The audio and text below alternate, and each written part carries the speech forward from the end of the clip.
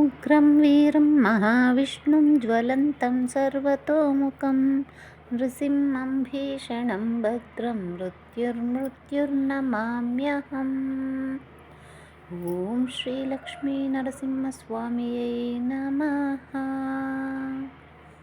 ಇದು ಶ್ರೀ ಲಕ್ಷ್ಮೀ ನರಸಿಂಹಸ್ವಾಮಿ ಸ್ತೋತ್ರಗಳೆಲ್ಲ ಮಕ್ಕಳಿಗೆ ಹೇಳ್ಕೊಡಿ, ಒಳ್ಳೆಯದು. ಸ್ತೋತ್ರಗಳೆಲ್ಲ ಬಾಯಲ್ಲಿ ತಿರುಗಿದ್ರೆ ಈ ವಿಷ್ಣು ಸಹಸ್ರನಾಮ, ಲಲಿತ ಸಹಸ್ರನಾಮ ಅಂತೂ ಓದಿದ್ರೆ ವಿಷ್ಣು ಸಹಸ್ರನಾಮ ಸಹಸ್ರ ಅಂದರೆ 1000 ನಾಮಗಳದು. ತುಂಬ ಒಳ್ಳೆಯದು. ಮನೇಲಿ ಕೇಳಿದ್ರು ಅಷ್ಟೇ ಬೆಳಗ್ಗೆ ಹೊತ್ತು. ಹಾಗೆಲ್ಲ ಗುರುಕುಲಗಳಲ್ಲಿ ಇದೇ ಹೇಳ್ಕೊಡ್ತಿದ್ದಿದ್ದು ಶ್ಲೋಕಗಳು ಎಲ್ಲನೂ. ಈ ಖಾಸಗಿ ಶಾಲೆಗಳಲ್ಲಿ ಏನು ಹೇಳ್ಕೊಡ್ತಾರೋ ಗೊತ್ತಿಲ್ಲ. 1980-90 ದಶಕದಲ್ಲಿ ನೋಡಿ ಹೀಗಿತ್ತು ಜೀವನ. ಎಲ್ಲರೂ ಒಂದೇ ಹತ್ರ ಕೂತ್ಕೊಂಡು ಊಟ ಮಾಡೋದು, ಟಿ ವಿ ನೋಡೋದು. ಈಗಿನ ಥರ ಆಗ 100 ಟಿ ವಿ ಚಾನಲ್ಗಳು ಬಂದಿರಲಿಲ್ಲ. ಈಗ ನೋಡಿ ಬರೀ ಮೊಬೈಲ್ಗಳು ನೋಡ್ತಾರೆ. ಮೊಬೈಲ್ ಇಲ್ಲ ಅಂದರೆ ಜಗಳಗಳು ಸ್ಟಾರ್ಟ್ ಮಾಡ್ತಾರೆ. ಇಲ್ಲ ಪೇರೆಂಟ್ಸ್ ಟಾರ್ಚರ್, ಓದು ಅಂತ.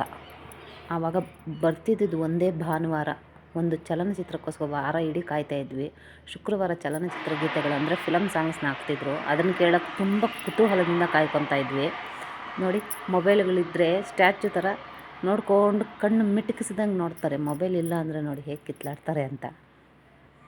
ಕಾಲ ಚೇಂಜ್ ಆಗಿದೆ. ಫ್ಯೂಚರ್ ಹೇಗೆ ಏನು ಮಾಡೋದು ಗೊತ್ತಾಗಲ್ಲ ಈ ಮಕ್ಕಳನ್ನ. ಮುಂಚೆ ಹೀಗಿರಲಿಲ್ಲ ನಿಜವಾಗ್ಲೂ. ಕೊರೋನಾ ಬಂದಾಗಿಂದ ಮೊಬೈಲ್ ಜಾಸ್ತಿ ಅಡಿಕ್ಟ್ ಆಗಿಬಿಟ್ಟಿರ್ತಾರೆ ಮಕ್ಕಳು. ಆದಷ್ಟು ಮೊಬೈಲ್ನ ಕಡಿಮೆ ಮಾಡಿಸಿ, ಆರೋಗ್ಯಕ್ಕೂ ಒಳ್ಳೆಯದು, ಒಳ್ಳೆ ರೀತಿಯಲ್ಲಿ ಹೇಳಿಬಿಟ್ಟು. ಎಲ್ಲರಿಗೂ ಧನ್ಯವಾದಗಳು. ಯಾರ್ಯಾರೆಲ್ಲ ನನ್ನ ಚಾನಲ್ನ ನೋಡ್ತಾ ಇದ್ದೀರಾ, ಶೇರ್ ಮಾಡಿ, ಲೈಕ್ ಮಾಡಿ, ಸಬ್ಸ್ಕ್ರೈಬ್ ಮಾಡಿ, ಪಕ್ಕದಲ್ಲಿರುವ ಬೆಲ್ ಐಕನನ್ನು ಕ್ಲಿಕ್ ಮಾಡಿ.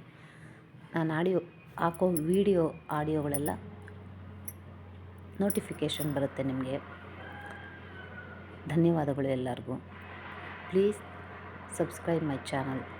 Thank you so much.